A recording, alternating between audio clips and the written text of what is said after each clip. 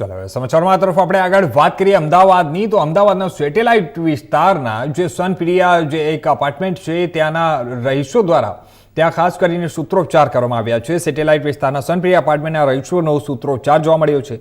2 વ્યક્તિઓ વિરુદ્ધ અપાર્ટમેન્ટના તમામ વ્યક્તિઓનો હલ્લાબોલ કરવામાં આવ્યો છે. 2 વ્યક્તિઓ મહિલાઓને માનસિક ત્રાસ આપતા હોવાની રજૂઆત કરવામાં આવી હતી અને ત્યારે અપાર્ટમેન્ટમાં રહેતા 2 વ્યક્તિઓના ત્રાસથી સ્થાનિકો પોલીસના અશ્વાડાને પહોંચ્યા. સોસાયટીની બેઠકમાં રહીશોને ધાક ધમકી આપી અને મારવા લેવાની રહીશોની રજૂઆત છે. સેટેલાઇટ પોલીસ સ્ટેશન અને મહિલા પોલીસ સ્ટેશનમાં રહીશો રજૂઆત કરી ચૂક્યા છે. ત્યારે 2 વ્યક્તિઓ પર કાયદેસર પગલાં લેવામાં આવે તેવી માંગ ઉઠવા પામી છે. તહેવારો મનાવવા કે મીટિંગ યોજવામાં પણ રહીશોને ભયનો માહોલ ત્યાં પ્રસરી ગયો છે. અમે એ જ ઈચ્છીએ છીએ કે અમને હેલ્પ કરવામાં આવે, પ્રેસ હેલ્પ કરે કે પ્રશાસન હેલ્પ કરે કે આવી રીતના જે તત્વો હોય જે નાની નાની વસ્તુઓએ કોર્ટમાં કેસ કરી નાખે, પોલીસ કેસ કરી નાખે, તો એને ડીલ કેવી રીતે કરવા? કારણ કે અમને આ બધાનો અનુભવ નથી. અમે પોલીસ સ્ટેશનમાં જવા માટે કોઈ દિવસ લાઈફમાં ગયા નથી, અમને આદત નથી. તો આ બધાને ડીલ કેવી રીતે કરવા તે અમને ખબર નથી. માટે જ અમે લોકો તમને મદદ માટે એપ્રોચ કરી. મારું નામ ધવલ દેસાઈ છે. હું સનપ્રાઇમા સોસાયટીમાં 7 વર્ષથી રહું છું.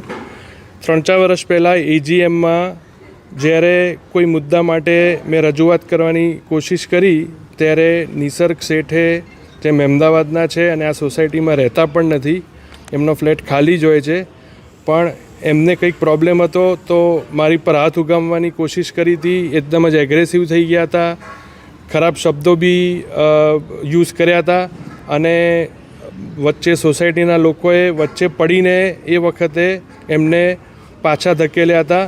નહીં તો એ દિવસે મારી પર કદાચ મને મારવામાં આવ્યો હોત એવું મને શંકા છે. નિસર્ગભાઈને તકલીફો શું પડે છે સોસાયટીથી? એમને અને એમની જોડે બીજા એક રોનકભાઈ રિધમ હોસ્પિટલવાળા છે જે પાલડીમાં છે, એમને દરેક વસ્તુમાં એવું જ માનવું છે કે અમે જે કહીએ તેમ જ થવું જોઈએ, અમે કહીએ તેવી જ રીતે સોસાયટી ચાલવી જોઈએ, અમે કહીએ તો જ સોસાયટીમાં ફંક્શન થવા જોઈએ, એટલા જ રૂપિયા ખર્ચાવા જોઈએ.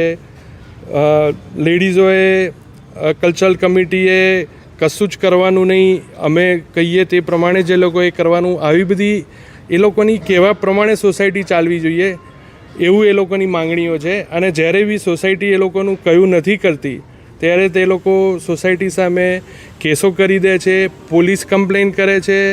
અમારા એક જૂના સેક્રેટરી છે વિરલભાઈ દેસાઈ, એમની સામે તદ્દન ખોટી રીતે પોલીસ કમ્પ્લેન કરી, એને લીધે એમની અને એમના વાઈફની તબિયત બગડી ગઈ, એમને લો પ્રેશર થઈ ગયું અને આવી રીતે તો ઘણા બધા લોકોને હેરાનગતિ, ધમકીઓ આપીને. અમારા હાલના ચેરમેન છે કમલભાઈ, એમને અડધી રાતે 2-2 વાગે, 3-3 વાગે ફોનો કરીને હેરાન કરવામાં આવ્યા છે.